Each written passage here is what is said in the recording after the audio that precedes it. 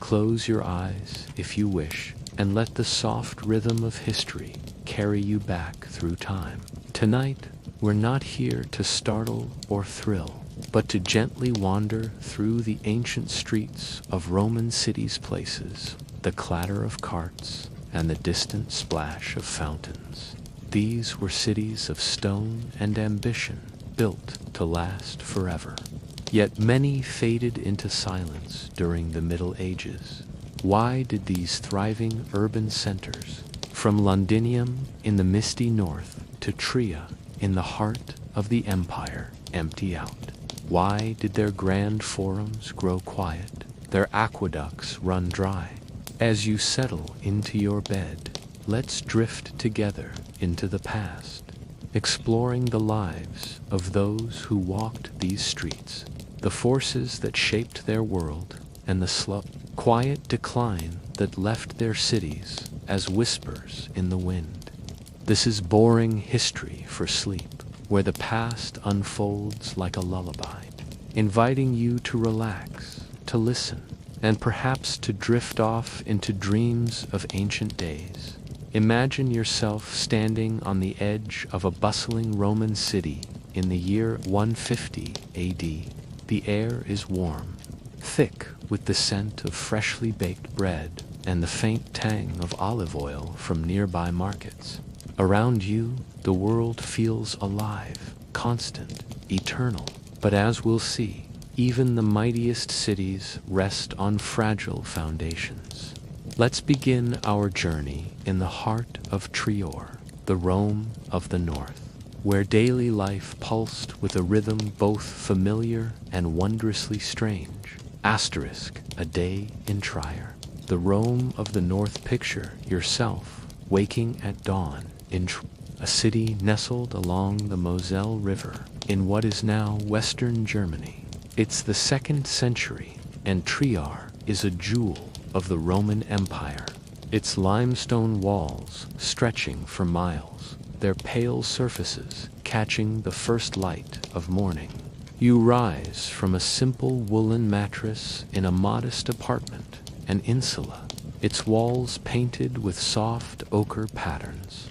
The air carries a faint chill, but the stone floor beneath your feet is warm, heated by the hypocaust system that channels hot air from a furnace below.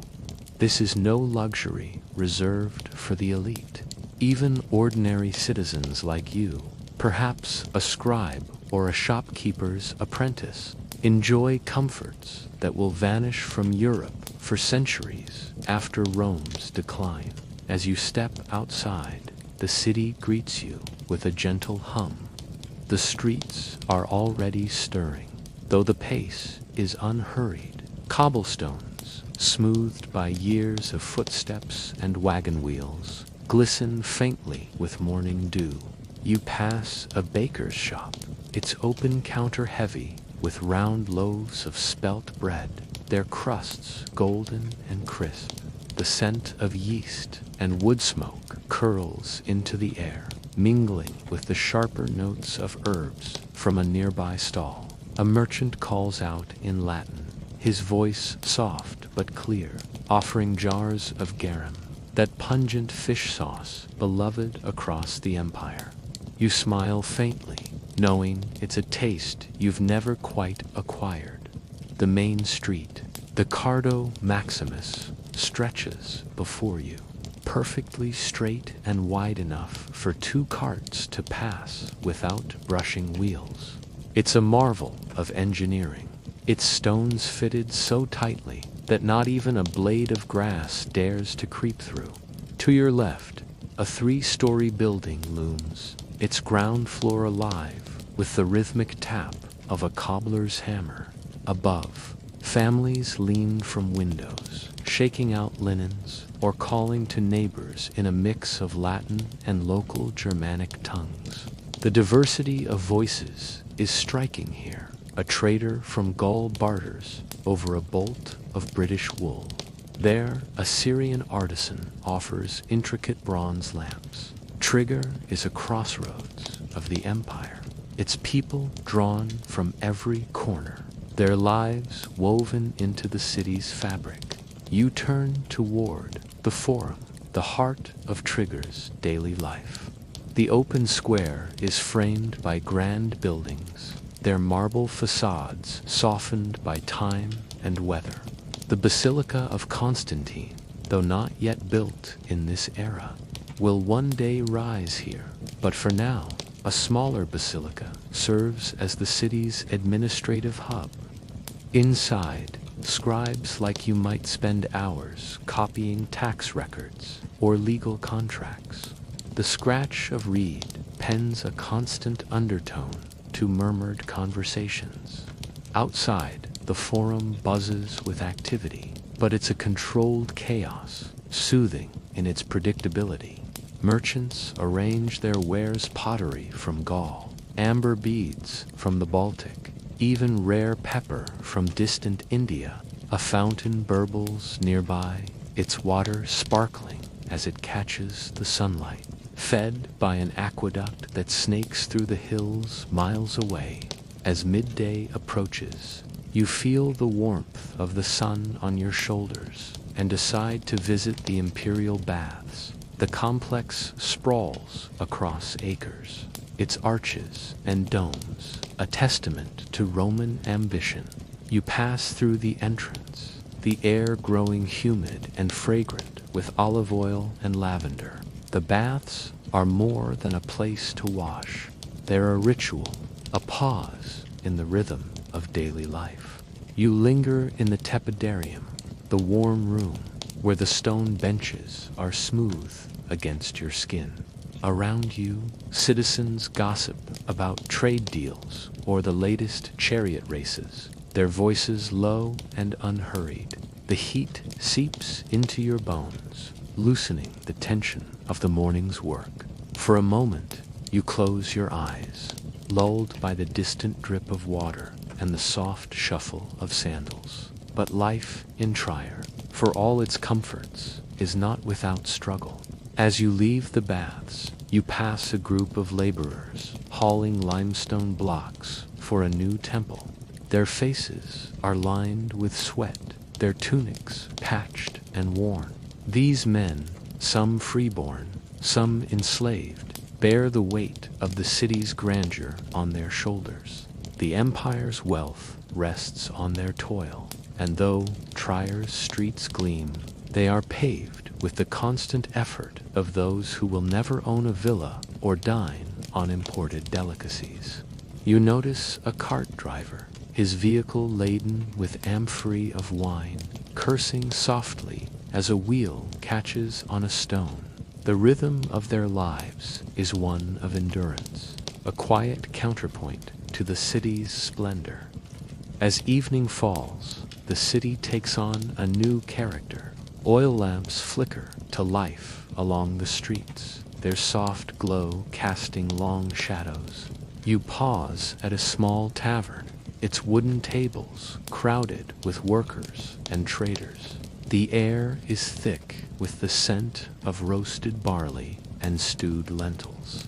You share a clay cup of watered wine with a friend, the conversation drifting to rumors of unrest on the empire's frontiers. But here, in Trier's heart, such threats feel distant, almost unreal. The city feels eternal, its walls unbreachable, its aqueducts unending. You walk home under a sky pricked with stars, the Moselle River glinting faintly in the distance. The rhythm of Trier's daily life wraps around you like a familiar cloak, steady and reassuring. Yet, as you drift towards sleep in your insula, the city's pulse carries a faint tremor. The aqueducts, the baths, the roads all depend on a delicate balance of trade, labor, and stability. The empire's vast network, stretching from Britain to Egypt, binds Trier to distant lands, but it also makes the city vulnerable. A disruption in one corner of the empire failed harvest. A barbarian raid could ripple through the markets, the forums, the very streets you walked today. For now, Trier thrives, its daily life a testament to Roman ingenuity, but the seeds of its decline are already sown, waiting for the weight of time to press them into the earth. Let's pause here, in the glow of Trier's lamps, and shift our gaze to a single life that shaped this city's story. In our next segment, we'll follow the path of a figure whose ambition and vision helped build Trier's grandeur, yet whose legacy could not outlast the empire's unraveling. The life of Gaius Octavius Thurinus, a merchant of Trier, as the soft glow of Trier's oil lamps fades into the night. Let's linger in this ancient city a little longer, turning our attention to one man whose life wove itself into the fabric of its bustling streets. Imagine yourself sitting by a quiet hearth, the faint crackle of burning wood blending with the distant murmur of the Moselle River. Tonight, we follow the story of Gaius Octavius Thurinus, not the Emperor Augustus, but a merchant of Trier whose name echoes faintly through the empire's records. His life, though not carved in marble or sung in epic poems, offers a window into the ambitions and struggles that sustained Roman cities like Trier, and the fragile threads that tied them to the empire's fate. Gaius was born in the year 128 in a modest domus on the outskirts of Trier, where the city's limestone walls met the rolling vineyards of the Moselle Valley. Picture a small courtyard shaded by a fig tree, its leaves rustling in the warm breeze. The air carries the scent of fermenting grapes and freshly tilled earth, a reminder of the fertile lands that made Trier a hub of trade. Gaius's father was a freedman, once enslaved, but granted liberty through years of service to a Roman official. His mother, a local Treveri woman, wove woolen cloaks sold in the city's markets.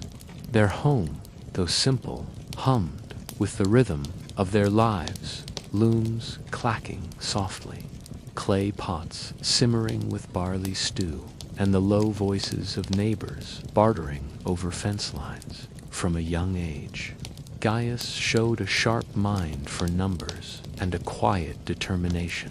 As a boy, he trailed his mother to the forum, watching her haggle over bolts of cloth with traders from Gaul and Britain.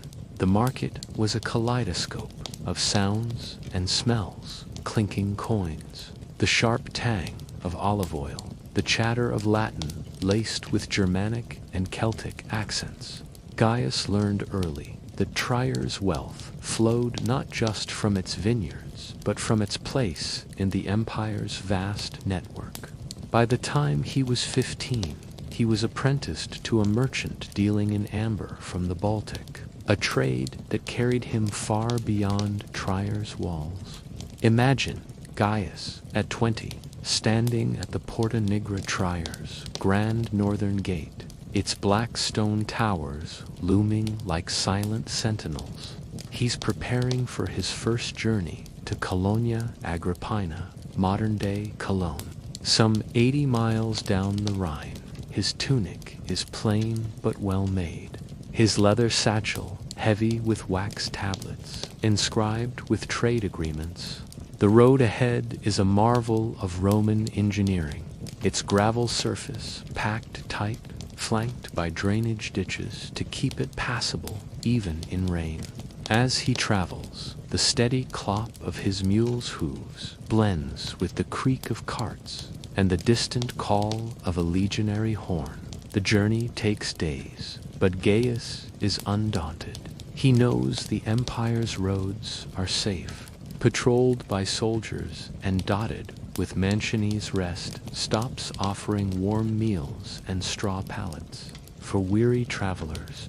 In Colonia, Gaius negotiates his first major deal, trading Trier's wine for amber beads prized by Rome's elite. The transaction is a success, and he returns home with a small pouch of silver denarii. Their weight a quiet promise of a future beyond his parents' modest means.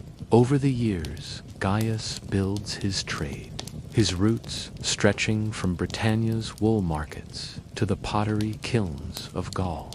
He learns to navigate the empire's complex web of taxes and tariffs, to draft contracts in crisp Latin, and to charm clients with stories of distant lands. By his 30s, he owns a small villa near Trier's Forum, its mosaic floors depicting dolphins and vines, a nod to the river that sustains his trade. But Gaius's life is not without its burdens. The empire's stability, which allows his caravans to cross provinces unmolested, comes at a cost. Taxes are heavy, collected by publicani, who scrutinize every amphora of wine and bale of wool. Gaius spends long evenings in his tablinum, his study, poring over accounts by the flickering light of an oil lamp. The scent of wax and ink lingers as he calculates profits, always wary of the next tax demand or the rising cost of grain. He hears whispers of unrest bandits harrying the eastern frontiers, pirates disrupting Mediterranean trade. These threats feel distant, but they cast a faint shadow over his plans. Gaius's personal life mirrors the city's rhythm, steady yet marked by quiet struggles. He marries a woman named Livia, the daughter of a local potter, whose deft hands shape clay into vessels sold as far as Londinium. Their home is warm, filled with the laughter of two daughters and the clatter of Livia's workshop. But life in Trier, even for a successful merchant, is not without loss. A fever sweeps through the city in Gaius's 40th year, claiming his youngest daughter. The family mourns quietly, offering a small stone altar to the household gods, its surface etched with her name. Gaius, ever practical, channels his grief into his work, expanding his trade to include rare pepper from India, a luxury that earns him favor among Trier's elite. By the time Gaius reaches his 50s, he is a respected figure in Trier's Forum, his name known to magistrates and merchants alike. He invests in the city, funding repairs to a section of the aqueduct that brings water from the Eifel Hills. The aqueduct's gentle slope, a marvel of engineering, ensures a steady flow to Trier's fountains and baths, and Gaius takes pride in knowing his coin helps sustain the city's lifeblood. He walks the Cardo Maximus with a measured step, pausing to greet a British trader or a Syrian jeweler, their voices blending into the familiar hum of the market. To Gaius, Trier feels eternal, its walls and roads built to outlast empires. Yet, even as Gaius thrives, the empire's foundations tremble. In his later years, he hears of troubles in distant provinces, rebellions in the east, invasions in the north. The roads, once so safe, now require armed escorts in some regions. Trade slows, not dramatically, but enough to make Gaius's calculations tighter, his nights longer. He begins to store surplus grain in his villa's cellar, a precaution against rumors of poor harvests. When he dies in 180 AD, laid to rest in a stone sarcophagus outside Trier's walls, his legacy is one of quiet success, a merchant who built a life on the empire's interconnected web, yet never saw the cracks that would one day unravel it. Gaius's story is Trier's story, and Trier's story is Rome's, his ambition. His reliance on the empire's roads and markets reflects the delicate balance that sustained Roman cities. As we leave Gaius behind, let's turn to a mystery that lingers in Trier's stones, a puzzle that archaeologists still ponder, one that hints at the forces that would one day silence these vibrant streets. The enigma of Trier's silent temples, as the story of Gaius Octavius Tyrannus fades into the soft shadows of Trier's past. Let's linger in this ancient city where the stones themselves whisper secrets. Imagine yourself standing in the quiet of early evening, the air cool and tinged with the earthy scent of the Moselle River. The city's bustle has softened, and you find yourself drawn to a corner of Trier where temples once stood, their altars now silent, their mysteries buried beneath centuries of soil. Tonight, we explore a puzzle that archaeologists have pieced together from Trier's ruins, a question not of conquest or catastrophe, but of belief. Why did the sacred spaces of this Roman city, once vibrant with offerings and prayers, fall quiet long before the city itself faded? Let's drift into this enigma, letting the rhythm of history guide us gently towards sleep. Picture Trier in the late 2nd century, its skyline punctuated by temples dedicated to gods, both Roman and local. You stand before the Temple of Mars, its columns gleaming white in the fading light, their surfaces carved with delicate vines and laurel leaves. The air carries the faint smell of incense, drifting from a bronze brazier where priests offer myrrh to honor the war god. Nearby, a smaller shrine to the Treveri goddess Itna, protector of horses, draws local farmers who leave clay figurines of stallions at her feet. The temples are more than buildings. They are the heartbeat of Trier's spiritual life, where citizens seek favor for harvests, safe journeys, or healthy children. The rituals are familiar, their repetition a comfort, like the steady lapping of the river against its banks. But beneath this serene surface lies a mystery. Archaeological digs in Trier, conducted centuries later, reveal a curious pattern. By the 4th century, many of these temples were no longer in use. Their altars were cold, their courtyards overgrown with weeds, not destroyed, not razed by invaders, but simply abandoned. Why would a city as prosperous as Trier, still bustling with trade and protected by its mighty walls, let its sacred spaces fall silent? To understand, let's walk through the evidence. As if tracing footsteps in the dust of Trier's past, you approach the Temple of Jupiter, its grand steps worn smooth by countless pilgrims. In its heyday, this was a place of grandeur, its roof tiled in red clay, its interior flickering with lamplight reflected off polished marble. Excavations here, led by scholars like those from the University of Trier, uncovered offering tables strewn with broken pottery and faded inscriptions, but no signs of violence. The temple wasn't sacked, it was left to time. Coins found in the temple's foundations stop appearing after the early 300s, suggesting that offerings ceased. The priests, once a fixture of Trier's daily life, vanished from the record. Their roles perhaps no longer needed. Now, imagine yourself sitting on the temple steps, the stone cool beneath you. The shift in Trier's spiritual life began subtly, like a change in the wind. In the 3rd century, new ideas were drifting into the city, carried by traders, soldiers, and travelers along the empire's roads. Among them was Christianity, a faith that asked its followers to turn away from the old gods. Unlike the rituals of Jupiter or Epona, which tied worship to specific places and statues. Christianity offered a portable belief, one that could be practiced in homes or modest meeting places. By the reign of Constantine, who made Trier an imperial capital in the early 4th century, Christianity was gaining favor.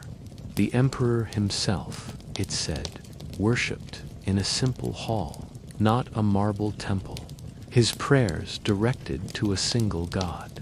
Archaeologists have found traces of this shift in Trier's soil. Beneath the modern cathedral, one of the oldest in Europe, lie the foundations of an early Christian church, built in the 320s. Its walls, though plain compared to the Temple of Jupiter, were sturdy, its floors laid with simple mosaics of fish and vine symbols of a new faith. Pottery shards and small crosses found nearby suggest that worshippers gathered here, their voices raised in hymns rather than incense. The old temples, once central to Trier's identity, were not torn down but repurposed or ignored. Some became storehouses, their sacred spaces filled with grain or tools. Others were left to crumble, their roofs collapsing under the weight of winter snows. But the mystery deepens when we consider the culture of Trier's people. The Treveri, the local tribe who blended their traditions with Rome's, were fiercely proud of their gods. Epona's shrine, for instance, was adorned with offerings well into the 3rd century, as evidenced by the horse figurines unearthed near the city walls. Why would they abandon her? Some scholars suggest economic strain played a role. Maintaining temples was costly, priests needed salaries, altars required offerings, and roofs demanded repairs. As trade routes faltered in the 3rd century, hit by inflation and distant wars, Trier's wealth may have stretched thin. The city's elite, like our merchant Gaius, might have prioritized aqueducts or walls over temples, leaving the gods to fend for themselves. Yet the shift wasn't purely practical. Imagine the conversations in Trier's taverns, where locals sipped watered wine and debated the new faith. Christianity's message of eternal life and a personal God resonated with some, especially in times of uncertainty. The empire was no longer the unshakable titan it had been in Gaius's youth. Rumors of barbarian raids and economic woes reached even Trier's markets, sowing doubt. For some, the old gods seemed distant, their marble faces unmoved by human struggles. A faith that promised hope beyond the empire's borders held a quiet allure. Let's pause by the Temple of Mars, its columns now streaked with moss. The silence here is not just the absence of worship, but a sign of a city changing, adapting to a world where old certainties were fading.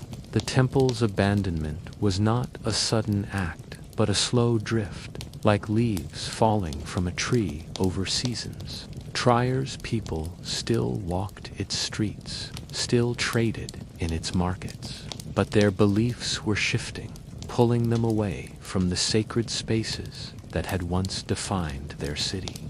This cultural transformation, subtle yet profound, was one thread in the tapestry of Trier's decline, a hint of the fragility beneath its stone walls. As we leave these silent temples behind, let's turn to the lives of those who shaped Trier's. Others faced the elite who dined in grand villas, and the laborers whose toil kept the city alive. Their contrasting worlds reveal the tensions that simmered beneath Trier's surface, pulling it toward its eventual quiet. The two worlds of Trierus, the quiet mystery of Trier's abandoned temples, settles around us. Let's walk once more through the city's streets, where the rhythm of life beats in two distinct tempos. Imagine yourself in Trier at dusk, the sky a soft lavender, the air carrying the faint scent of wood smoke and river water. The city is a tapestry of contrasts, grand villas with mosaic floors glowing under lamplight, and crowded insulae where laborers share simple meals by candlelight. Tonight, we explore the lives of Trier's elite and its working people, whose worlds, though intertwined, revealed the delicate balance that held this Roman city together. As you listen, let the gentle cadence of their stories ease you closer to rest. A window into a world both vibrant and fragile. Begin with the elite, those who shaped Trier's grandeur from their sprawling domos near the Forum. Picture yourself invited to a banquet at the home of Lucius Aelius, a wealthy magistrate whose family traces its lineage to Rome itself. The villa is a marvel, its courtyard open to the stars, surrounded by columns painted in rich reds and golds. The air is warm, scented with rosemary and the sweet tang of mulsum, a honeyed wine poured into silver cups.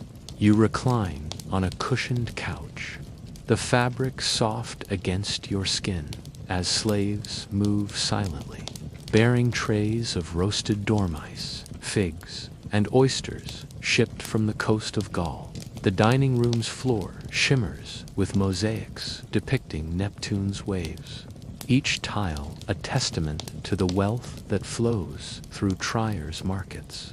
Lucius, your host, speaks in measured tones about the emperor's latest decrees, his voice mingling with the soft strumming of a lyre played by a hired musician. His guests merchants, military officers, and local landowners thoughtfully, their tunics adorned with purple trim, a mark of status. The conversation drifts to trade routes, the price of British wool, and the need for more aqueduct repairs. Lucius's life is one of privilege, but not without duty. As a magistrate, he oversees tax collection, settles disputes in the basilica, and funds public works, like the amphitheater, where 20,000 spectators cheer gladiators or mock naval battles. His wealth, built on vineyards and trade, binds him to Trier's prosperity, yet it also ties him to the empire's demands taxes to Rome, soldiers for the frontiers, loyalty to an emperor far away. As the banquet continues, you notice the slaves who serve, their movements precise, their eyes lowered. Their lives are a stark contrast to Lucius's, a reminder of the labor that underpins Trier's splendor. Let's follow one of them, a woman named Amelia, as she leaves the villa at dawn. Her world is not one of mosaics or mulsum, but of toil and survival. Amelia lives in an insula, a cramped apartment block near the city's edge, where the air smells of sweat and cooking fires. Her room, shared with 3 others, is small, its walls stained with soot from a single oil lamp. The floor is bare stone, cold underfoot, and her bed is a straw pallet, its fibers prickling through a thin blanket. Amelia's day begins before sunrise, as she hurries to the villa to prepare for the evening's banquet. Her hands, calloused from years of work, knead dough in the kitchen, the air thick with the yeasty warmth of baking bread. She polishes silver, sweeps courtyards, and carries water from a nearby fountain, her shoulders aching under the weight of clay jars. Her life is one of constant motion, yet she moves with a quiet rhythm, her tasks as familiar as the river's flow. Amelia is enslaved, her freedom sold years ago to settle a family debt in Gaul. She speaks little, but her eyes take in everything: the magistrate's wealth, the guests' laughter, the city's pulse. Outside the villa, Amelia's world overlaps with Trier's working freeborn, who share her struggles, if not her chains. Picture the laborers at the amphitheater, hauling limestone to repair its tiers, their tunics damp with sweat, or the potters by the river, their wheels spinning as they shape clay into amphory, the air sharp with the mineral tang of wet earth. These workers, free but poor, live in insulae like Amelia's, their evenings spent in taverns where they share barley, porridge, and watered wine. Their conversations are not of trade routes or imperial decrees, but of daily wages, the rising cost of grain, and rumors of unrest beyond the city walls. The contrast between these worlds, Lucius's villa and Amelia's insulis, the heartbeat of Trier's social order. The elite rely on the labor of the poor, while the poor depend on the elite's patronage to survive. Yet, this balance is fragile, resting on the empire's stability. Imagine a merchant like Gaius Octavius Tyrannus from our earlier story, navigating both worlds, bartering with Lucius for wine contracts, while hiring laborers like Aemilia to load his carts. His success, like Trier's, depends on the smooth flow of goods, taxes, and labor. But as the 3rd century approaches, that flow begins to falter. Inflation creeps into the markets, making Amelia's bread costlier. Taxes rise to fund distant wars, straining Lucius's coffers. The roads, once safe, grow riskier, threatening Gaius's trade. You walk now through Trier's streets at twilight, passing the grand villas and the shadowed insulae. The city's rhythm feels steady, but there's a faint discord, a merchant's worried glance, a laborer's muttered complaint. The elite continue their banquets, the workers their toil, but both sense the empire's vast machinery creaking under unseen pressures. Trier's walls still stand, its aqueducts still flow, but the lives within them are tethered to a world that is slowly, imperceptibly, beginning to unravel. As we leave these contrasting lives behind, let's draw our journey to a close, reflecting on the forces that would one day silence Trier's streets and those of other Roman cities. Lie back, let your thoughts drift, and join me for a gentle conclusion to our tale. Shadows on Trier's walls, as the quiet reflection of Trier's fading streets lingers in your mind. Let's return to this ancient city, where the steady hum of Roman life begins to falter under distant threats. Imagine yourself standing on the Porta Nigra Trier's grand northern gate in the late 4th century. The air is crisp, carrying the faint scent of pine from the surrounding hills and the damp earth of the Moselle Valley. Below, the city's rhythm continues, merchants bartering in the forum, laborers hauling baskets of grain, the soft splash of fountains fed by aqueducts. But there's a new tension in the air, a murmur of unease that drifts through the streets like a chill wind. Tonight, we explore the slow creep of invasions that cast shadows over Trier's walls, one of the many forces that nudged Roman cities toward silence. Settle in. Let the gentle cadence of this story wrap around you and drift with me into the past. It's the year 376, and Trier, still a vital hub of the Western Roman Empire, feels the weight of a changing world. Picture yourself gazing out from the Porta Nigra, its blackened limestone towers rising 30 feet above the plain. The gate, built 2 centuries earlier, was designed to awe as much as to defend. Its arches carved with images of victories long past. Beyond the walls, the landscape stretches in soft greens and browns, vineyards and fields, tended by farmers whose families have worked the land since before Rome's legions arrived. But on this day, the horizon holds something new, a faint haze of dust, the distant lowing of cattle, the creak of wagons.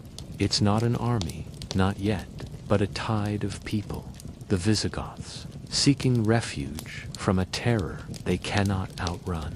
These newcomers are not the barbarians of legend, clad in furs and wielding axes. They are families, their faces weary, their carts piled with blankets, pots, and children.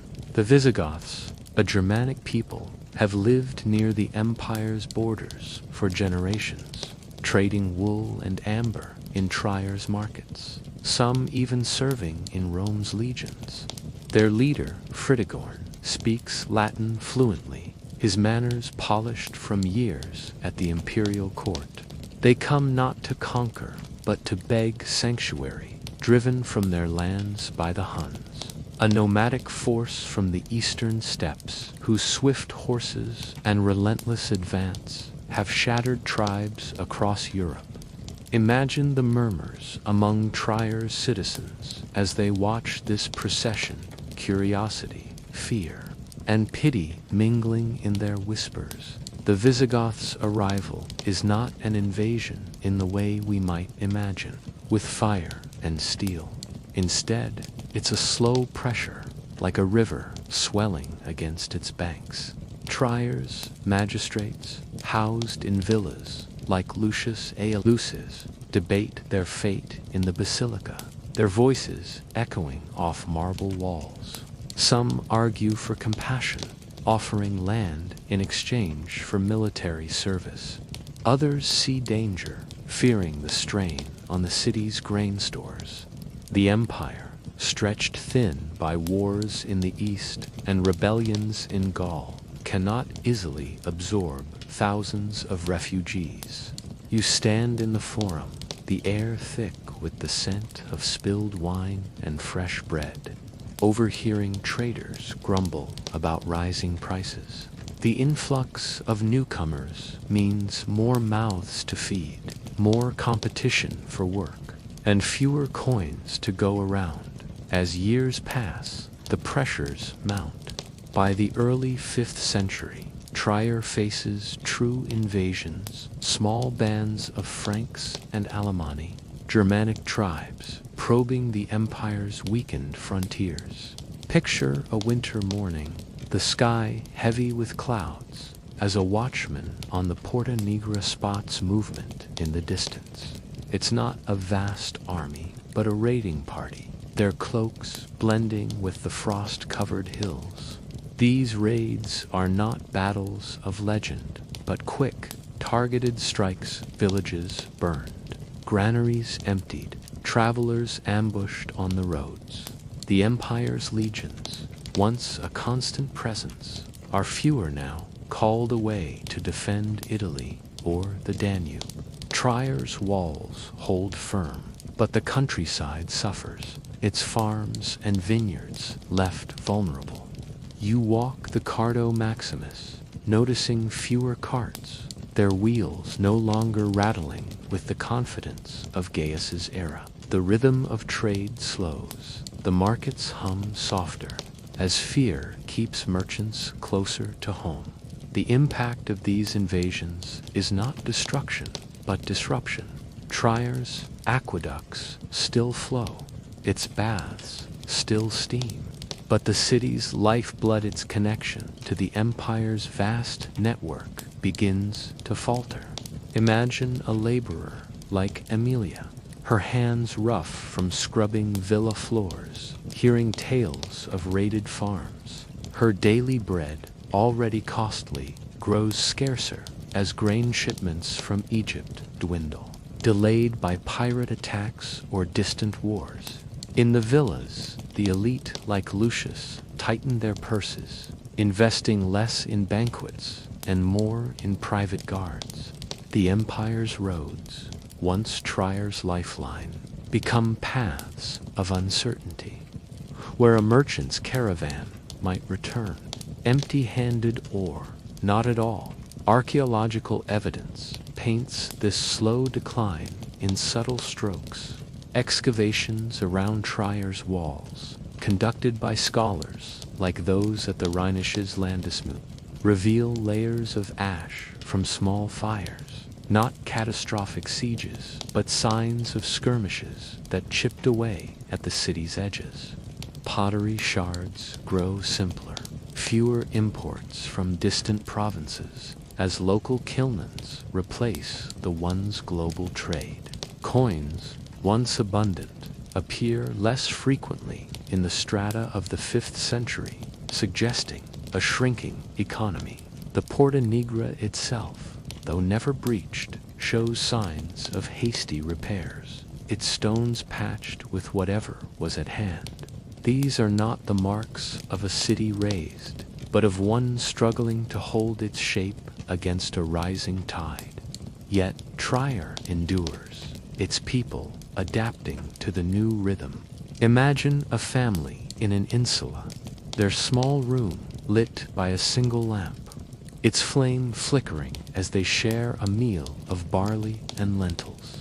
They speak of moving to a nearby village, where land is cheaper and raids less frequent. The elite, too, begin to shift, some retreating to fortified estates in the countryside, their villas abandoned for safer havens.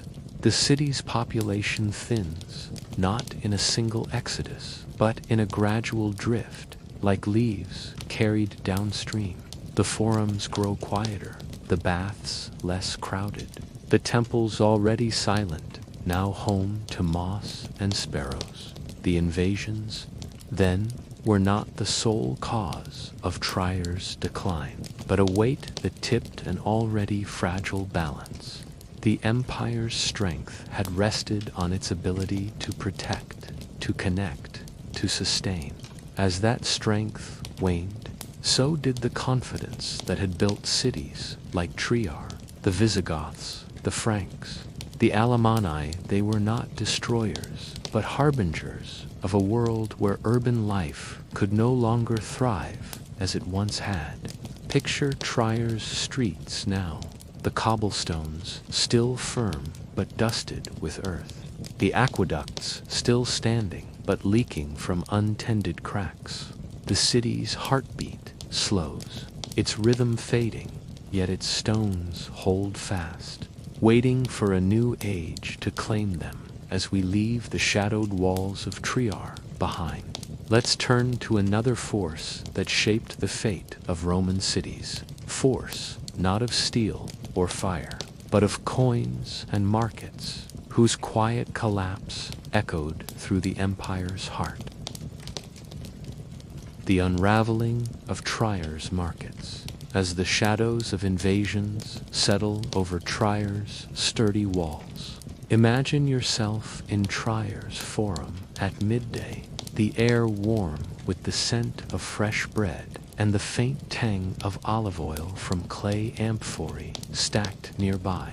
The year is 400 AD, and the market, though still active, feels quieter than in Gaius's time, the merchant whose ambition we followed. The stalls are fewer, the voices less boisterous, the clink of coins more hesitant.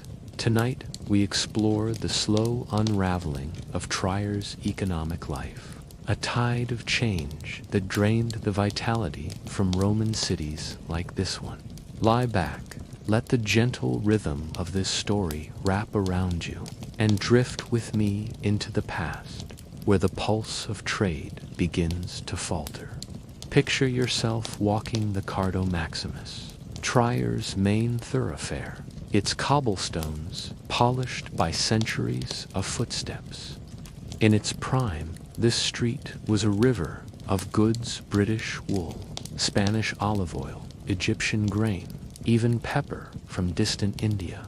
Merchants like Gaius Octavius Thurinus thrived here, their wax tablets filled with contracts that spanned the empire.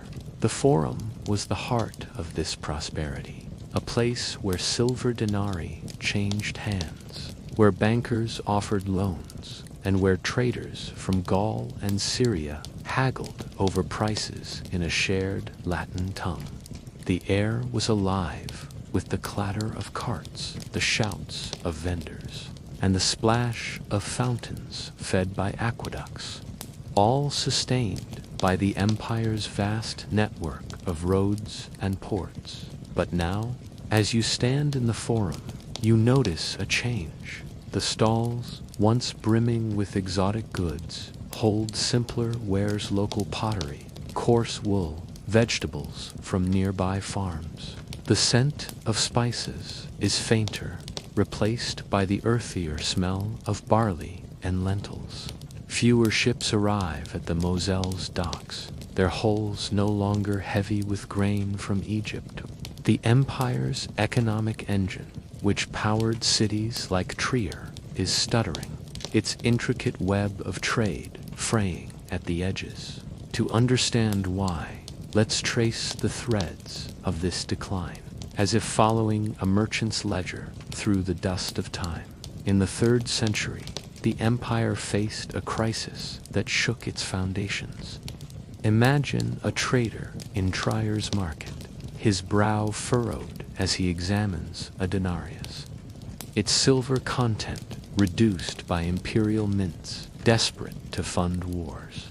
Inflation crept into the empire like a slow fog, eroding the value of coins that once bought Gaius's amber or Lucius's mulsum. By the early 300s, prices for bread and wine in Trier had doubled, then tripled, as documented in surviving papyri from other Roman cities. You see a laborer like Aemilia, her wages stagnant, counting out worn coins for a loaf that barely feeds her family. In the villas, the elite tighten their belts, hosting fewer banquets, their silver cups replaced with clay. The roads, once Trier's lifelines, grew less reliable. Picture a caravan leaving the Porta Nigra, its mules laden with amphorae of Moselle wine bound for Colonia Agrippina. In Gaius's day, such a journey was routine. The roads patrolled by legions, the way stations stocked with food and straw. Now, bandits lurk in the hills, their raids small but frequent, as the empire's legions are stretched thin across distant frontiers. Merchants, wary of loss, send fewer caravans, and the flow of goods slows to a trickle. Archaeological finds in Trier, like those at the Rheinisches Landesmuseum, show a decline in imported pottery by the 4th century, replaced by local, rougher wares. The amber beads Gaius once traded, sourced from the Baltic, are now rare, their absence a silent testament to disrupted roots. The empire's taxation system, once a marvel of efficiency, became a burden. Imagine a tax collector, a publicanus, visiting Trier's Forum, his wax tablets heavy with demands from Rome. The empire, fighting wars on multiple fronts, needed coin to pay soldiers and repair walls. Taxes rose, not just on goods, but on land, labor, even heads. Every citizen counted, every coin demanded. For the elite, like Lucius, this meant selling vineyards to meet quotas. For laborers, like Aemilia, it meant hunger when wages couldn't cover both bread and taxes. Some farmers, unable to pay, abandoned their fields, their harvests left to rot. The countryside around Trier, once lush with vineyards, grew patchy, as evidenced by pollen records showing fewer cultivated plants by the 5th century. The ripple effects reached every corner of Trier's life. Picture the imperial baths, their warm rooms, once crowded with citizens relaxing after a day's work. Now, fewer visit, the cost of heating too high, the water sometimes cloudy from untended aqueducts. The hypocaust systems, marvels of engineering, fall into disrepair as funds dwindle, their tiles cracking under neglect. The amphitheater, where 20,000 once cheered, hosts fewer spectacles, its seats empty as the city's coffers shrink. You walk past a baker's shop, its counter sparse, the owner muttering about the price of grain. Once shipped from Egypt, but now scarce due to pirate raids in the Mediterranean. Yet, Tryer's people adapt, their resilience, a quiet counterpoint to the decline. Imagine a family in an insula, their small room lit by a flickering lamp, bartering wool for vegetables with a neighbor. They make do with less, their meals simpler, their clothes patched. In the villas, the elite turn to local goods, their tables set with Tryer's own wine rather than Italian imports. Some merchants, like Gaius's heirs, shift to smaller, safer trades, focusing on nearby markets rather than distant provinces. The city's rhythm changes, slower and more cautious, but it does not stop. The forum still hums, the aqueducts still trickle, and the Porta Nigra stands firm, its stones a silent witness to a world contracting. This economic decline was not a sudden collapse, but a gradual erosion, like water wearing down a stone. Tryer's markets, once the pulse of a global empire, became local, insular, as the threads of trade snapped one by one. The empire's wealth had rested on its ability to move goods, coins, and ideas across vast distances. But as that network frayed, so did the cities it sustained. Picture Trier now, its streets still walked, but quieter, its lamps burning lower, its people holding fast to a way of life that grows harder to maintain. As we leave the fading markets of Trier behind, let's turn to another force that shaped the fate of Roman cities, force born not of coins or swords, but of the land itself, whose changes whispered through the empire's fields and rivers. The land's quiet shift as the markets of Trier grow quieter, their once bustling stalls now sparse under the weight of economic strain. Let's wander beyond the city's walls to the fields and rivers that sustained it. Imagine yourself standing on a gentle hill overlooking the Moselle Valley, the air cool and heavy with the scent of damp earth and budding vines. It's the early 5th century, and the landscape around Trier, once a patchwork of lush vineyards and golden wheat fields, seems subtly altered, less vibrant, more patchwork. The river, glinting under a pale sun, flows as it always has, but its banks tell a story of change. Tonight, we explore the environmental and climatic shifts that pressed upon Trier and other Roman cities, a slow, relentless force that reshaped the land and the lives it supported. Settle deeper into your bed. Let the soft rhythm of this tale envelop you, and drift with me into a world where the earth itself began to turn away from Rome's grandeur. Picture Trier in its prime.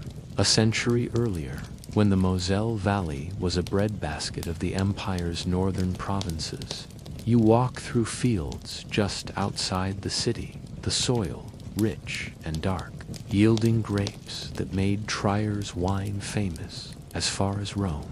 Farmers, their tunics dusted with earth, tend rows of vines, their hands deft as they prune with iron sickles. The air is warm, filled with the sweet scent of ripening fruit and the hum of bees drawn to wildflowers along the riverbank. The Moselle itself is a lifeline, its steady current carrying barges laden with grain, wine, and timber to markets downstream. Aqueducts, their arches marching across the hills, draw water from distant springs, feeding triers, fountains, baths, and fields. This harmony between city and land feels eternal, a rhythm as steady as the seasons. But by the 400s, the land begins to tell a different story. Imagine standing again on that hill, the wind sharper now, carrying a bite that lingers longer than in Gaius's time. Scholars studying pollen grains preserved in the region's bogs have found clues to this shift. In the late Roman period, a subtle cooling swept across Europe, a phase now called the Late Antique Little Ice Age. Winters grew harsher, summers shorter, and rainfall less predictable. You notice the vineyards, once lush, now patchy, their yields smaller as frosts nip at budding grapes. Farmers work harder, their faces etched with worry as crops fail to ripen fully. The scent of the fields is less sweet. Picture its banks, once neatly tended, now eroding in places where heavy rains have swollen its waters. Sediments unearthed by archaeologists near Trior show signs of flooding in the 4th and 5th centuries, washing away fertile topsoil and clogging irrigation channels. The aqueducts, marvels of engineering, struggle to keep pace. You walk past one, its stone arches stained with moss, and notice cracks where water seeps out, untended by a city stretched thin by taxes and raids. The fountains in the Forum, once sparkling, now trickle, their basins coated with silt. For laborers like Amelia, this means longer walks to fetch water, her clay jar heavier with each step. For the elite like Lucius, it means fewer baths, their social rituals curtailed by a land that no longer bends to Rome's will. These environmental shifts were not catastrophic, not the stuff of storms or famines that sweep away entire cities. They were gradual, like the slow fading of a tapestry's colors. Yet they compounded Trier's other burdens. Imagine a farmer, his fields yielding less, unable to pay the rising taxes demanded by Rome's wars. He abandons his plot, moving to a smaller village where survival is simpler, leaving the land to weeds. Pollen records confirm this retreat, showing a rise in wild grasses and a decline in cultivated crops around Trier by the 5th century. The city, which relied on surplus grain and wine to feed its people and fuel its trade, feels the pinch. In the Forum, bread prices climb, and you overhear a baker muttering about the cost of flour. His voice low but tense. The empire's vast network, which once brought Egyptian grain to Tribra's tables, falters under these pressures. Picture a merchant in the docks, his brow furrowed as he learns of flooded fields in Gaul or drought in North Africa. The ships that once arrived weekly now come sporadically, their holds half empty. Archaeological evidence from Trier's riverbanks shows fewer imported amphorae in the 5th century, their clay replaced by local cruder vessels. The pepper from India, once a luxury in Lucius's villa, is a memory, its absence a quiet marker of a world growing smaller. The rhythm of trade, once a steady pulse, slows to a faint beat as Trier turns inward, relying on its own fields and flocks. Yet the people of Trier endure their lives, adapting to the land's new cadence. Imagine a family in an insula, their small room warmed by a brazier, its smoke curling upward as they share a meal of coarse bread and stewed roots. They plant gardens on the city's edges where once only vineyards stood, their hands digging into soil that resists their efforts. In the villas, the elite hoard grain, their cellars stocked against uncertain harvests. Some, like Lucius's heirs, move to rural estates, where they can oversee their own fields, safe from the city's growing struggles. The Porta Nigra still looms, its stones unyielding, but the fields beyond are quieter, the hum of labor softer, the land reclaiming what Rome had tamed. This environmental shift, subtle yet relentless, was another thread in the unraveling of Trier's urban life.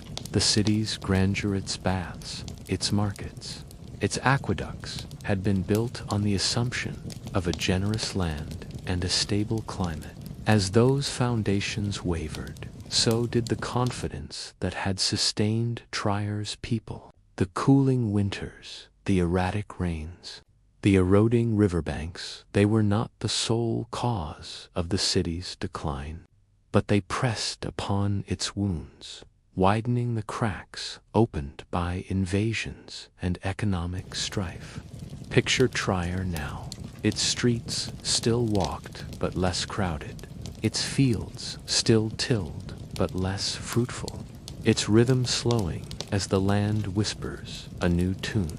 As we leave the changing landscapes of Trier behind, let's turn to another force that shaped the fate of Roman cities, force of ideas and governance, where the empire's own structures began to falter, pulling cities like Trier into a quieter age.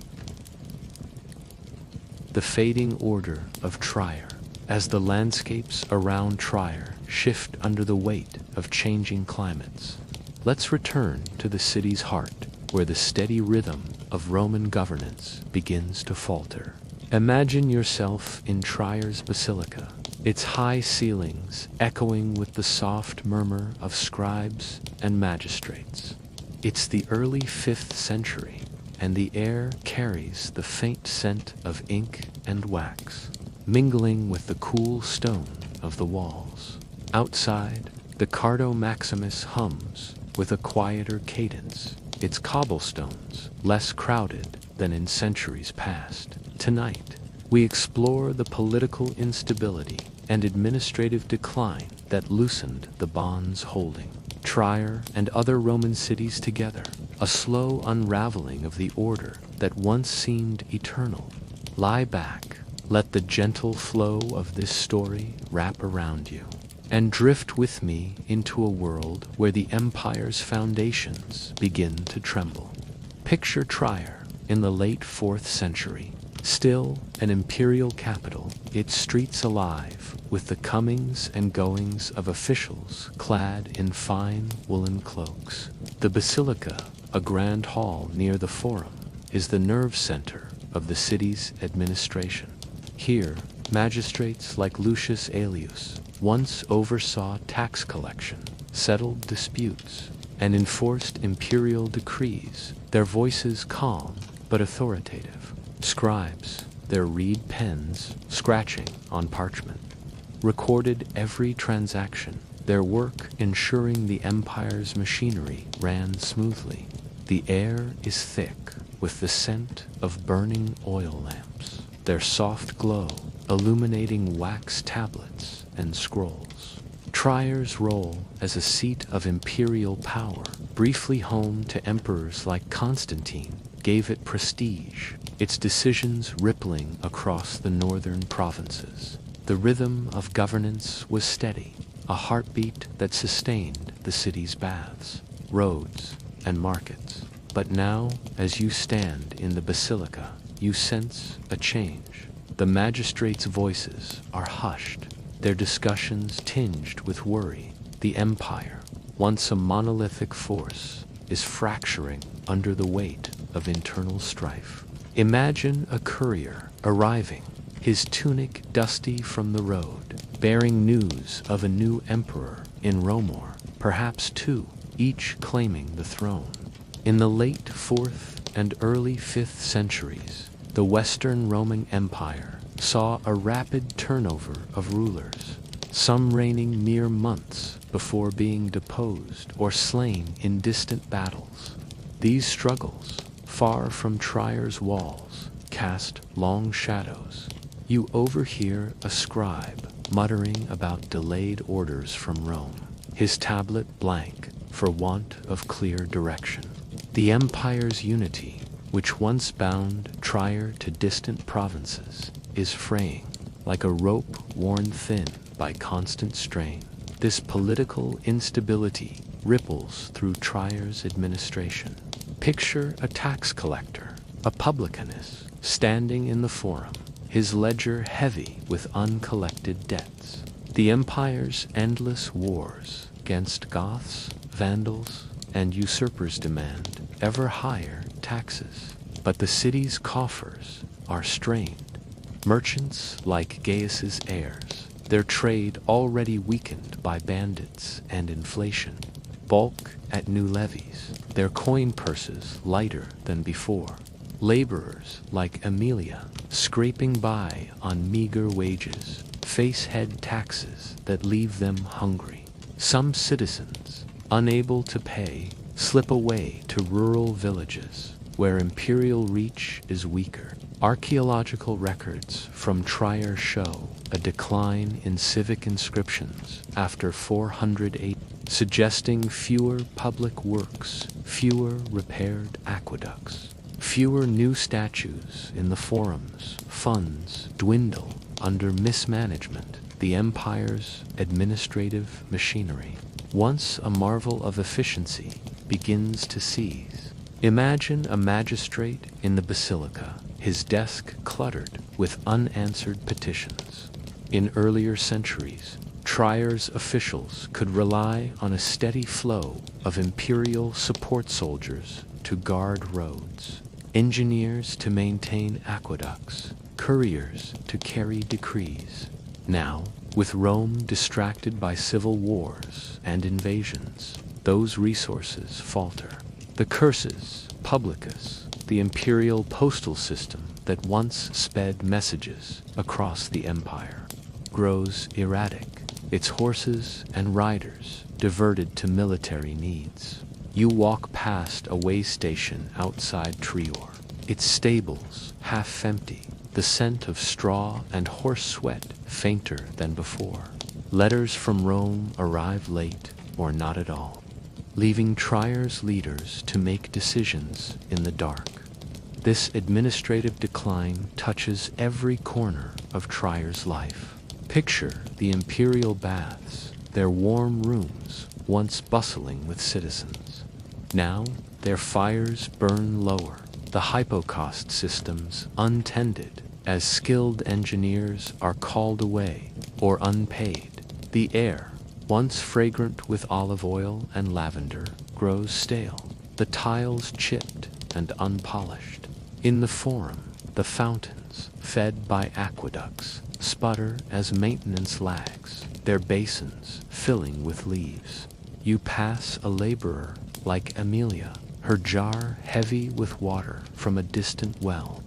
The city's once reliable systems faltering. The elite, like Lucius's heirs, retreat to their villas, their loyalty to Trier waning as imperial authority frays. Some even pledge allegiance to local warlords, seeking protection the empire can no longer provide. Archaeological evidence paints this decline in subtle hues. Excavations in Trier's administrative quarter reveal fewer official seals and documents from the 5th century, suggesting a shrinking bureaucracy. The Porta Nigra, still standing, bears marks of hasty repairs, its stones patched without the precision of earlier centuries. Pottery shards, once inscribed with imperial titles, grow scarce, replaced by plain, local wares. These are not signs of a city destroyed, but of one slipping from the empire's grasp, its order unraveling as Rome's authority fades. Yet, Tryer's people cling to their routines, their resilience, a quiet counterpoint to the chaos. Imagine a family in an insula, their small room lit by a single lamp, its flame flickering as they share a meal of bread and stewed greens. They speak of simpler times, of markets brimming with goods, of magistrates who answered petitions promptly. In the villas, the elite hoard resources, their cellars stocked with grain, their loyalty shifting to local powers who promise safety. The city's rhythm slows, its streets less crowded, its basilica quieter, but life persists, adapting to a world where the empire's voice grows faint. This political and administrative decline was not a single blow, but a gradual erosion, like wind wearing down a cliff.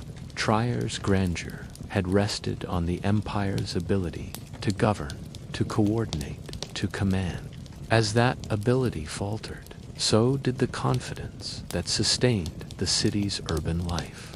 The basilica, once a symbol of order, became a hollow shell, its echoes a reminder of a fading world. Picture Trier now, its walls still tall, but its heart quieter, its people holding fast to a city that no longer commands the empire's north. As we leave the faltering order of Trier behind, let's turn to another force that shaped the fate of Roman cities, force of disease and depopulation, whose silent spread left streets empty and forums still. The silent toll on Trier's streets, as the echoes of Trier's faltering governance fade into the quiet of its basilica. Let's walk once more through the city's streets, where a new shadow moves unseen. Imagine yourself in Trier at dawn, the year 430 AD, standing in the Forum as the first light touches the cobblestones.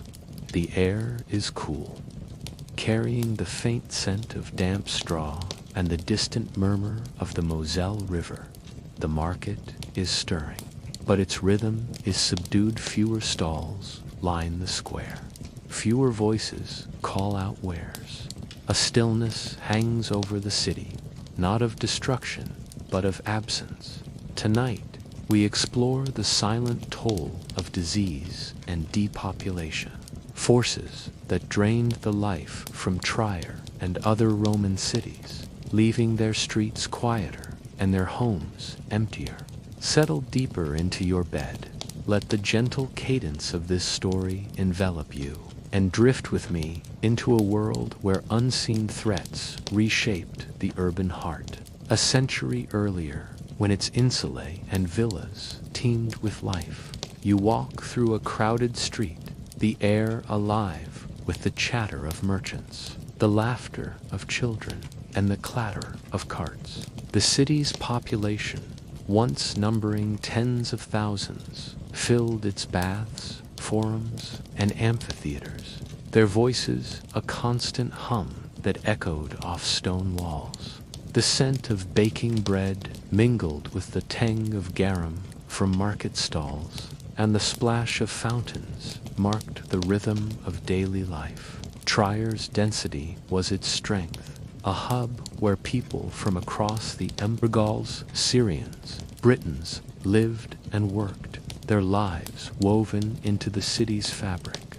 But this closeness, this vibrant density, also made Trier vulnerable to forces no aqueduct or legion could repel.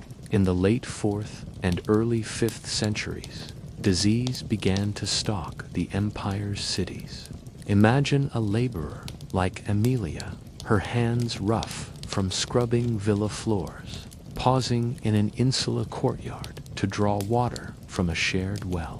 The air is heavy, humid from a recent rain, and she notices a neighbor coughing, a sound that lingers longer than it should. diseases carried along trade routes or by refugees like the Visigoths found fertile ground in Trire's crowded insulae. Historians point to the Antonine Plague of the 2nd century as an early blow. But by the 5th century, new waves of illness, perhaps smallpox, measles, or other fevers, swept through the empire. These were not the dramatic pandemics of later centuries, but slow, persistent waves that eroded populations over time. The impact was subtle but profound. Picture a family in an insula, their small room lit by a single lamp, its flame casting shadows on walls stained with soot. One by one, they fall ill, their fevers burning through nights of fitful sleep. Some recover, their strength returning slowly, but others do not, their lives slipping away quietly. The empire's records, though sparse, hint at this toll. Inscriptions on Trire's tombstones, studied by archaeologists, show clusters of deaths in the late 4th century, many for young adults and children. The city's population, once robust, begins to thin, not in a single season, but over decades, like a tide receding from the shore. This depopulation touched every corner of Trire's life. Imagine the Forum, once bustling with traders, now half empty, its cobblestones less worn by footsteps. The baker's stall, where Amelia once bought her daily bread, stands abandoned, its owner lost to fever or fled to a village where open air feels safer. The imperial baths, their warm rooms, once crowded with laughter, grow quieter, their tiles unpolished as fewer hands remain to tend them. The scent of lavender and olive oil fades, replaced by the musty stillness of disuse. In the villas, the elite, like Lucius's heirs, mourn lost kin, their banquets smaller, their tables set with fewer dishes. The amphitheater, built for 20,000 hosts, only a scattering of spectators, its cheers a faint echo of former days. Archaeological evidence tells this story in fragments. Excavations in Trire's residential quarters reveal insulae with fewer artifacts from the 5th century, fewer pottery shards, fewer coins, fewer signs of daily life. Mass graves, found near the city's edges, hold the remains of those who fell to illness, their bones carefully laid to rest without the grand sarcophagi of earlier times. These are not the signs of a city ravaged by a single plague, but of one slowly emptying, its rhythm faltering as families dwindle or depart. Some, like Amelia's kin, move to rural hamlets, seeking cleaner air and fewer neighbors. Others, too poor to leave, stay in half-empty insulae, their lives quieter, their futures uncertain. The empire's weakened state amplified this toll. Picture a physician in Trier, his knowledge drawn from Greek texts, struggling to treat fevers with herbs and prayers.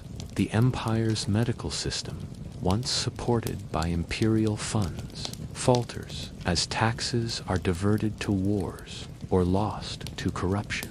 The aqueducts, vital for clean water, leak from neglect, their water clouded with silt, spreading illness faster in crowded streets. You walk past a fountain, its basin dry, the stone cracked from years without repair. The empire's roads, which once brought healers and supplies, now carry refugees and rumors of disease, further straining Trire's resources. Yet Trire's people adapt. Their resilience, a quiet thread in this fading tapestry. Imagine a mother in an insula, her hands steady as she brews nettle tea for a feverish child, her voice soft with lullabies. In the villas, the elite turned to local remedies, their gardens planted with medicinal herbs where once roses grew. Some families, fearing the city's closeness, build homes beyond the walls, their fires burning bright against the night. The Porta Nigra stands firm, its stones unmoved, but the city within grows quieter, its streets less crowded, its heartbeat slower. The rhythm of daily life persists, but it is a softer rhythm, marked by absence as much as presence. Disease and depopulation were not the sole architects of Tryer's decline, but they were relentless sculptors, carving away at the city's vitality. The crowds that once filled its forums and baths were its lifeblood. But as illness and migration thinned those crowds, Tryer's urban pulse weakened. Picture the city now, its walls still tall, its aqueducts still standing, but its streets emptier, its lamps burning low. The silent toll of disease, combined with invasions, economic strife, and faltering governance, pressed Trier toward a quieter fate, one shared by Roman cities across the empire. As we leave the empty streets of Trier behind, let's turn to another force that shaped the fate of these cities, a force of cultural transformation, where new ways of life began to replace the urban ideals of Rome. The rise of rural life, as the silent toll of disease leaves Trier's streets quieter. Let's wander beyond the city's walls once more, where a new way of life begins to take root. Imagine yourself walking along the Moselle River at twilight. The year 450 AD, the air soft with the scent of wildflowers and the faint dampness of the riverbank. The Porta Nigra looms behind you, its dark stones catching the last light. But your gaze turns to the countryside, where small clusters of wooden homes, the hills, their thatched roofs glowing faintly under the stars. Tonight, we explore the cultural transformation that drew people away from Trivan Hart toward a rural existence that reshaped the world of Roman cities.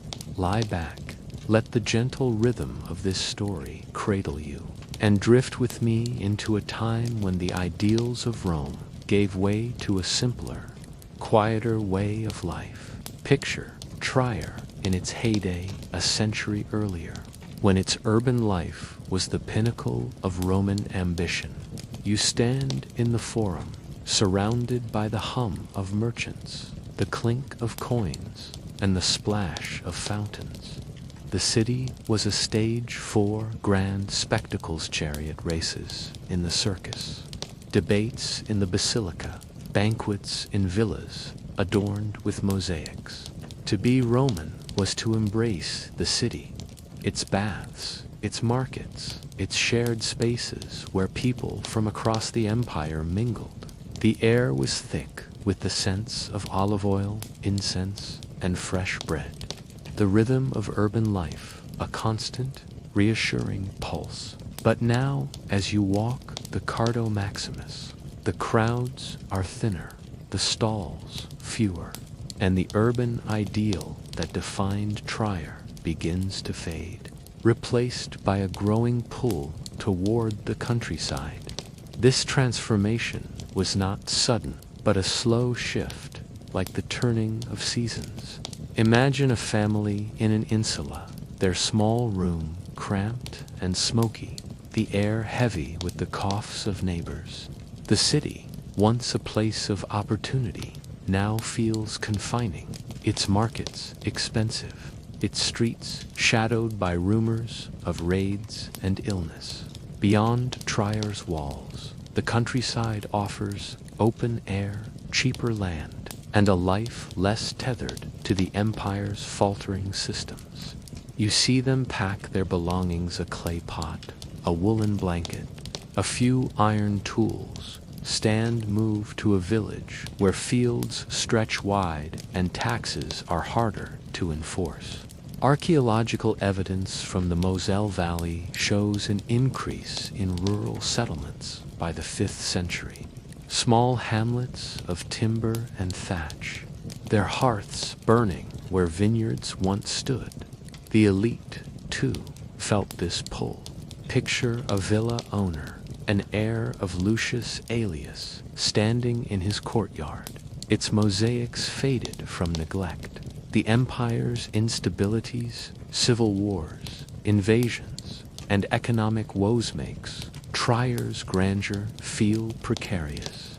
He looks to his rural estates, fortified with simple walls, where he can grow his own grain and protect his family without relying on distant legions. The scent of the villa's rose garden lingers, but he trades it for the earthy smell of tilled fields. Excavations around Trier reveal such estates, their stone foundations repurposed from city buildings, their owners turning from urban magistrates to local lords. These villa rusticae became centers of new communities, drawing laborers and artisans from the city's insulae. This shift was as much cultural as practical. Imagine a merchant like Gaius's grandson, once proud to trade ember across the empire, now tending a small plot outside Trier, the urban ideal of Ramitz baths, its forums. Its global trade required wealth, stability, and a shared belief in the empire's eternity. As those foundations crumbled, so did the desire to live in crowded cities. The new rural life was simpler, rooted in self-sufficiency.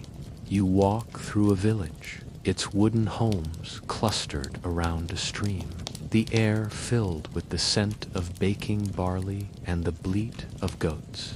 Families here share tools, barter goods, and worship in small Christian chapels, their plain walls a far cry from Trier's marble temples. The rhythm of their lives is slower, tied to the land's cycles rather than the empire's markets. Christianity, spreading through Trier's streets, played a role in this transformation. Picture a small church on the city's edge, its walls of rough stone, its floor adorned with a simple fish mosaic.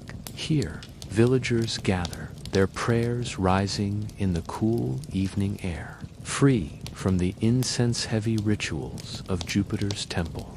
The new faith, as we saw in the mystery of Trier's silent temples, emphasized community over grandeur, salvation over civic pride. It found fertile ground in rural areas where people sought meaning in a world of uncertainty.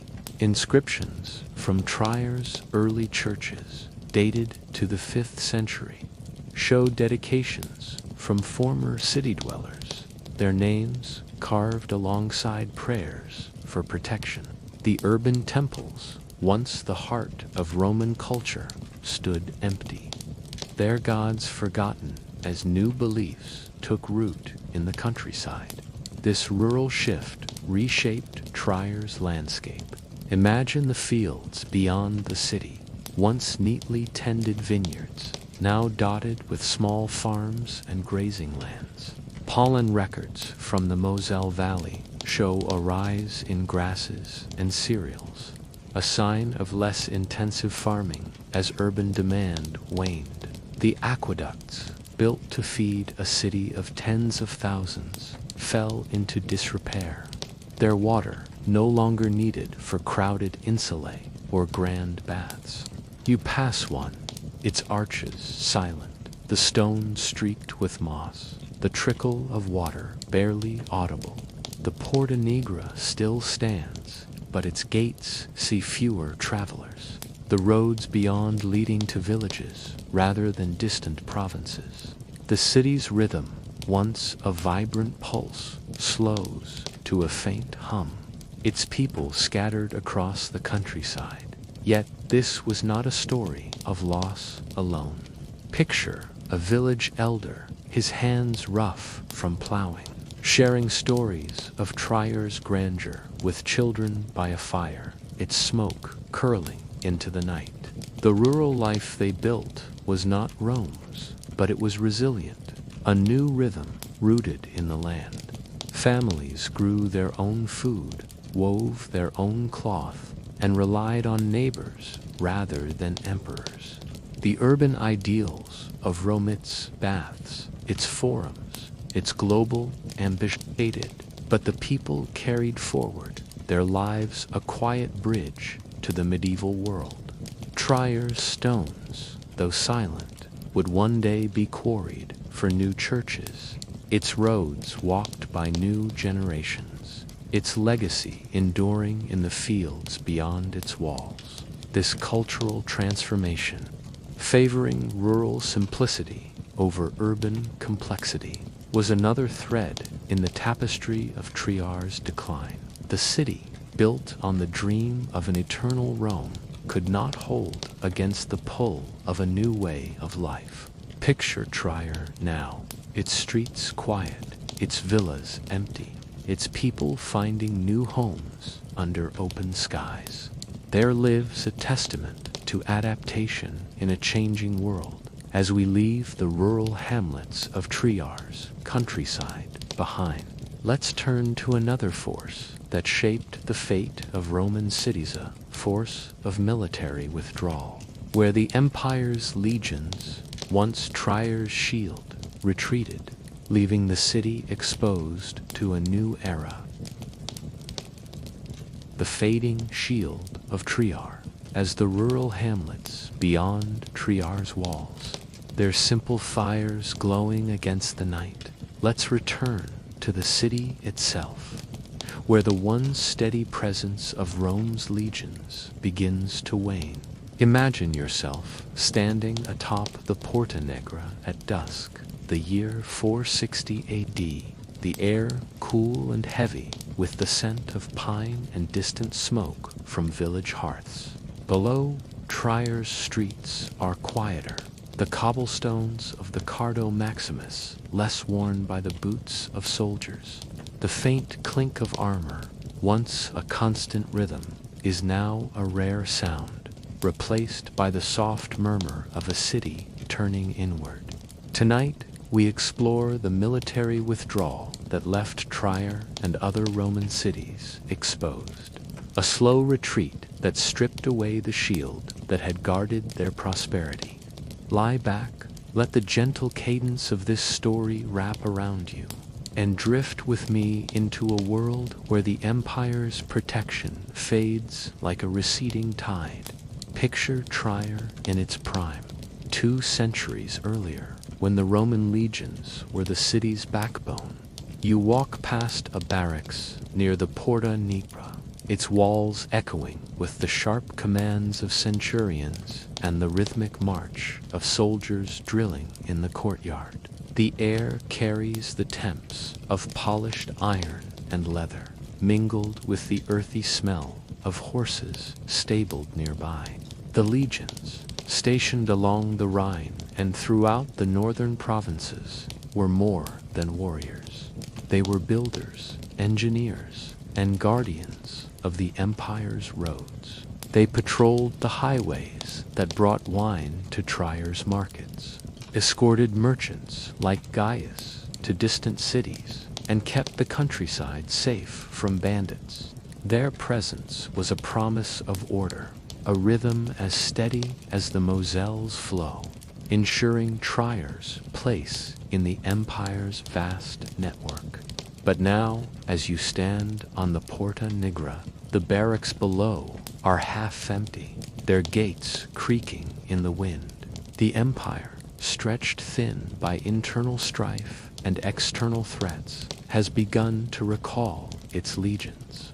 Imagine a soldier, his cloak patched from years of service, receiving orders to march south to Italy, where usurpers and invaders challenge Rome's heart. The Western Empire, fragmented by rival emperors and drained by wars, can no longer spare troops for distant outposts like Trier. By the early 5th century, the Rhine frontier, once a wall of steel and stone, grows porous. You overhear a merchant in the forum, his voice low with worry, speaking of Frankish raids unopposed by legionary patrols. The rhythm of safety, once so certain, falters. This military withdrawal reshapes Trevor's life. Picture a farmer outside the city, his fields vulnerable, without soldiers to guard them. He harvests less, fearing raiders who strike at dusk, their footsteps silent on the untended roads. The scent of his wheat, once golden and ripe, is now mixed with the acrid smell of burned barns. Small losses that add to the city's burdens. In the forum, merchants like Gaius's heirs trade cautiously, their caravans smaller, their goods local rather than imperial. The cursus publicis, the postal system that once sped messages to Rome, slows as soldiers who maintained its relays are redeployed. You pass a way station, its stables quiet, the air heavy with the musty scent of unused straw. The absence of the legions ripples through Trier's daily life. Imagine a laborer like Amelia, her hands weary from carrying water, noticing fewer soldiers in the market buying bread or wine. The legions were not just protectors, but consumers, their coin fueling Trier's economy. Without them, bakers and tavern keepers see fewer customers, their stalls quieter, their fires burning lower. The imperial baths, once a hub of social life, grow still, their warm rooms less crowded as the city's population thins. The air, once fragrant with lavender and steam, carries the faint dampness of disuse, the tiles unpolished by fewer hands. The amphitheater, built for grand spectacles, stands empty, its seats gathering dust as the funds and will for games vanish. Archaeological evidence tells this story in silent fragments. Excavations near Trier's barracks show fewer military artifacts, buckles, spearheads, coins from the 5th century, suggesting a dwindling presence. The Porta Nigra, though intact, bears signs of neglect, its defensive towers unmanned, their stones patched with rough mortar.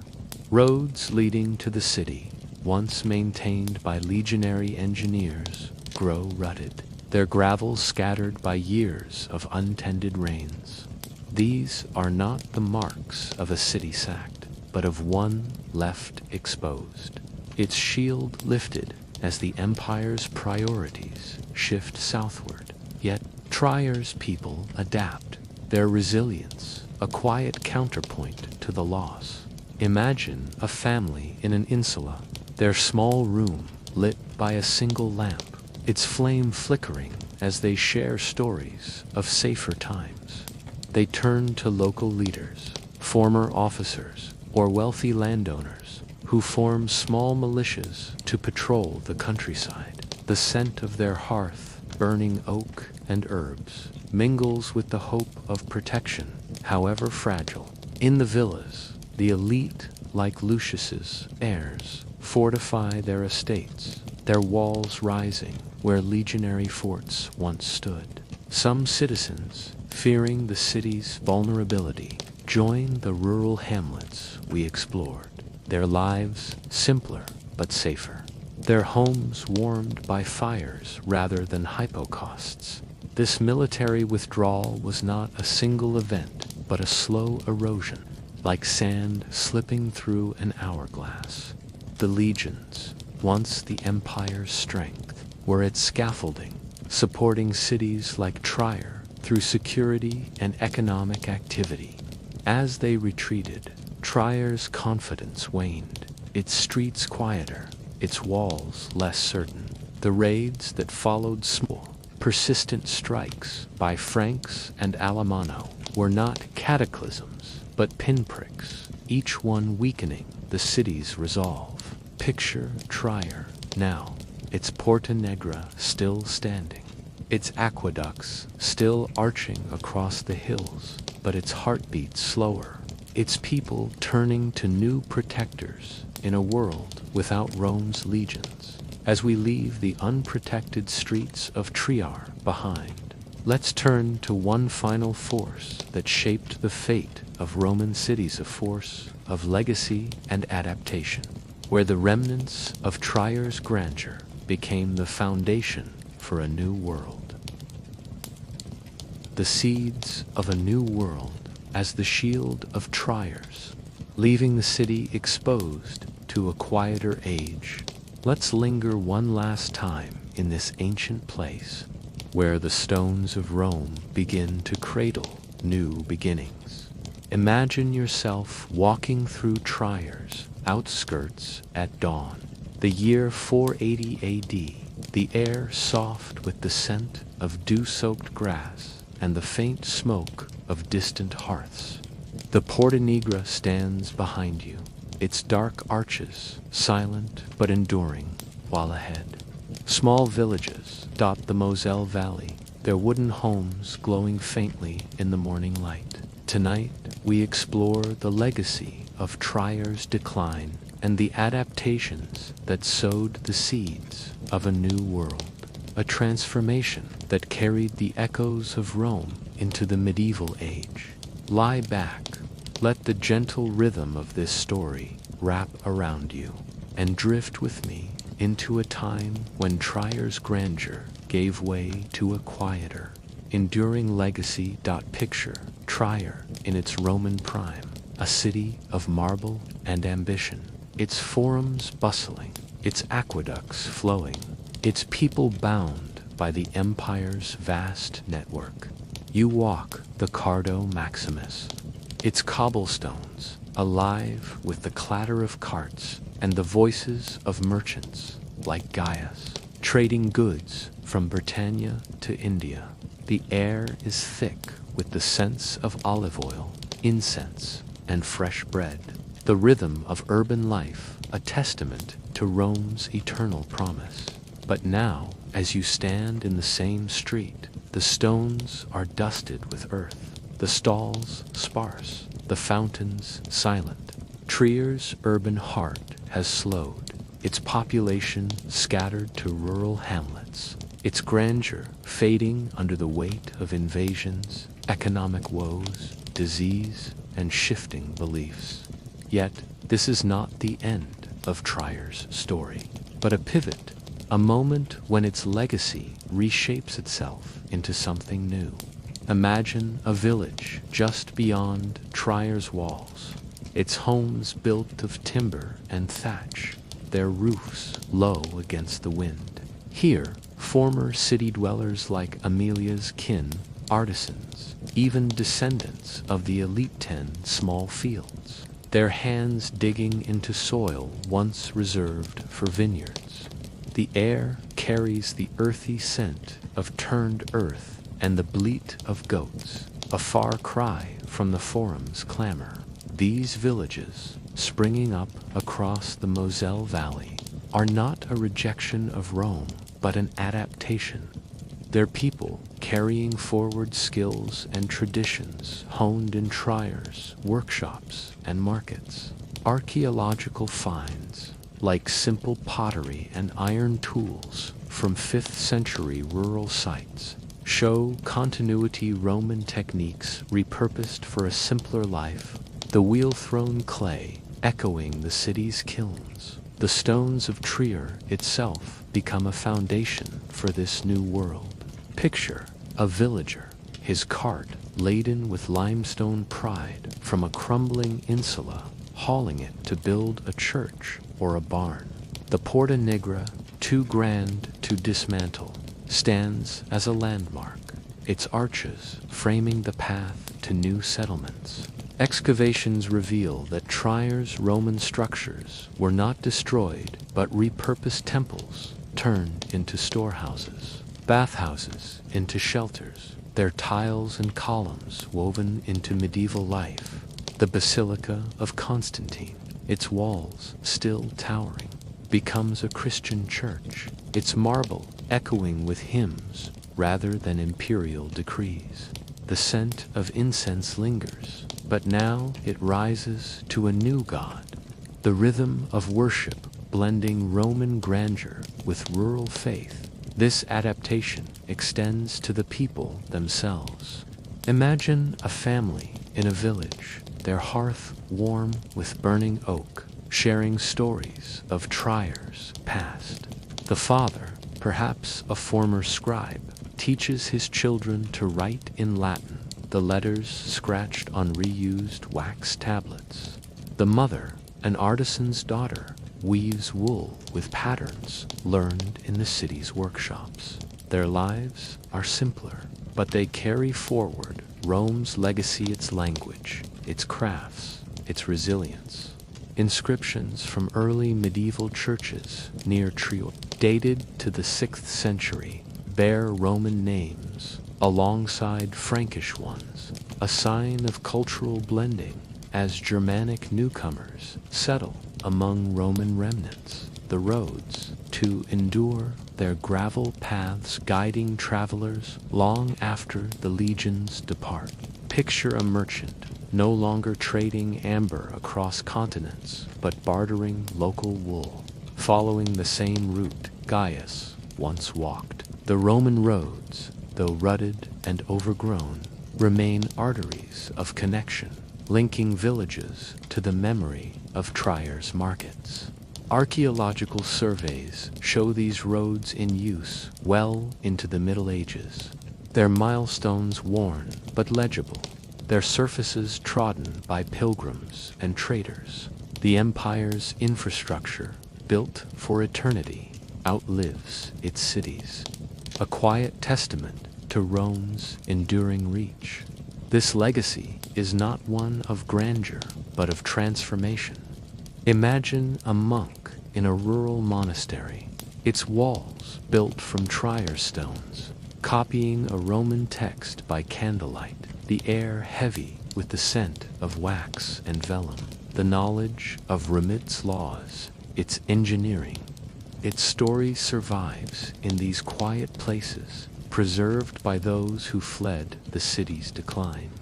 The rural life that replaced Trier's urban splendor was not a fall, but a shift, a new rhythm rooted in the land and faith. The villages, with their small fields and simple churches, became the seeds of medieval Europe, their people blending Roman traditions with the ways of newcomers like the Franks. Trier's decline, then, was not an end, but a metamorphosis. Picture the city now, its streets nearly empty, its aqueducts crumbling, its Porta Nigra standing like a sentinel over a changed world. The urban dream of Ramit's forums, its baths, its global ambition faded, but its people carried forward, their lives weaving a new tapestry from old threads. The Moselle Valley, once alive with Trier's vineyards, now hums with the quieter rhythm of villages, their fires burning bright against the night. The legacy of Trier and of Roman cities across the empire lives on in the stones, the roads, and the stories of those who adapted to a new age. As we leave Trier's enduring legacy behind, let's draw our journey to a close, reflecting on the many forces that shaped the quiet fading of Roman cities and the new world that rose in their place. The shifting faiths of Trier, as the legacy of Trier stones takes root in the villages of the Moselle Valley. Let's return to the city's quiet streets, where the echoes of old gods and new beliefs mingle in the air. Imagine yourself standing in Trier's Forum at twilight, the year 490 AD, the sky a soft indigo, the air cool with the scent of damp earth and fading incense. The temples, once vibrant with offerings to Jupiter and Epona, stand silent, their columns streaked with moss, while nearby a small Christian church glows faintly with candlelight. Tonight, we explore the role of religious conflicts in Trier's decline, a subtle but persistent force that reshaped the city's soul, pulling its people from urban altars to rural chapels. Lie back, let the gentle rhythm of this story cradle you, and drift with me into a world where faith became both a divide and a bridge in a fading empire. Picture Trier in the 3rd century, when its spiritual life pulsed with diversity. You walk past the Temple of Mars, its marble steps worn by pilgrims, the air thick with the sweet smoke of myrrh offered to the war god. Nearby, a shrine to the Treveri goddess Epona draws farmers, their clay figurines of horses left in quiet devotion. The city's people, from merchants like Gaius to laborers like Amelia, honored a pantheon of gods, their rituals a comforting rhythm tying them to Rome's traditions. The forum buzzed with priests chanting in Latin, their voices blending with the clink of coins and the splash of fountains. To be Roman was to worship in these shared spaces, where the gods of the empire and local deities coexisted, their altars uniting the city's diverse souls. But by the late 4th century, this harmony began to fray. Imagine standing in the same forum, the air now carrying a new sound, the soft hymns of a Christian congregation gathering in a modest hall. Christianity, spreading along the empire's roads, took root in Trier, especially after Constantine made it an imperial capital. Picture a priest, his robes plain compared to the ornate vestments of Jupiter's clerics, preaching of a single God, his words resonating with a promise of hope in uncertain times. The church, built near the basilica, is simple, its walls of rough stone adorned with fish mosaics, its air warm with the scent of wax and prayer. Archaeological evidence, like the foundations of Trier's early cathedral, shows these new spaces emerging in the 320s, drawing worshippers from the city's crowded insulae and villas alike. This shift sparked tensions, not of violence, but of division. Imagine a family in an insula, their small room lit by a flickering lamp, debating whether to offer a coin to Epona or join the Christian gathering. The mother, raised on Treveri traditions, clings to the old gods, their statues familiar and comforting. The father, a trader who has seen Christian communities in Gaul, feels drawn to the new faith's promise of salvation. These quiet disagreements, whispered over meals of barley and lentils, reflect a broader divide. Inscriptions from Trier's temples, studied by archaeologists, show a decline in offerings by the 400s, while Christian graves multiply, their epitaphs carved with crosses and prayers. The old gods, once central to Trier's identity, fade as their altars grow cold. The elite, like Lucius's heirs, played a role in this shift. Picture a villa owner, his courtyard once host to lavish banquets, now funding a Christian chapel to gain favor with a new emperor or local bishop. The scent of roses in his garden gives way to the wax and incense of worship. His wealth redirected from temple repairs to church endowments. This was not always a choice of faith, but of pragmatism. Christianity, backed by imperial edicts, offered social and political clout. Yet some resisted, their loyalty to Rome's gods a tie to a fading past. Excavations reveal temples repurposed as storehouses or left to crumble, their marble scavenged for churches, a sign of shifting priorities. These religious tensions strained Tryer's urban fabric. Imagine a festival once held in the Forum, its stalls bright with flowers, its air alive with music for Mars or Epona by the 5th century. Such events are rare, the city's resources stretched thin by taxes and raids. Christian leaders, wary of pagan rites, discourage these gatherings, urging worship in churches instead. The Forum, once a shared space, grows quieter, its rhythm disrupted as citizens divide between old altars and new pews. Some, like Emilia's kin, leave Trier for rural hamlets, where Christian communities thrive without the weight of urban disputes. The countryside, with its open air and simple chapels, becomes a refuge for faith, as evidenced by rural church foundations dated to the late 400s.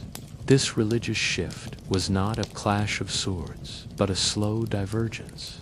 Like streams partying in a valley, the urban temples, tied to Rome's civic pride, lost their pull as Christianity offered a faith unbound by city walls. Tryer's decline was hastened by this, as the cultural glue that held its people together weakened. Picture the city now, its streets nearly empty, its temples silent, its churches small but growing. The Porta Nigra stands firm, but the city's soul has shifted, its people finding new meaning in rural fields and quiet prayers. Yet, this transformation carried hope. Imagine a villager, his hands rough from plowing, kneeling in a chapel built from Tryer's stones, his faith a bridge between Rome's past and a new world.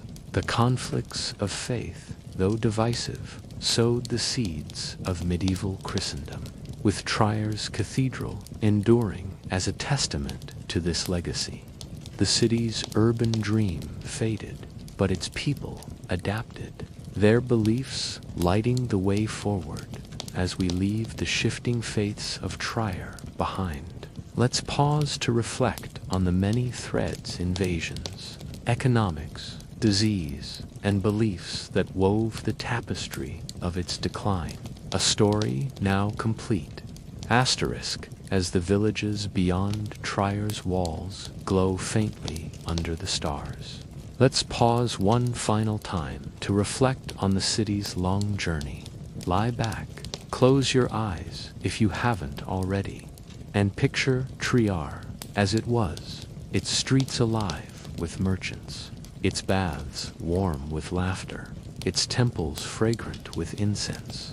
Then see it as it became, its forums quiet, its stones repurposed, its people scattered to fields and hamlets.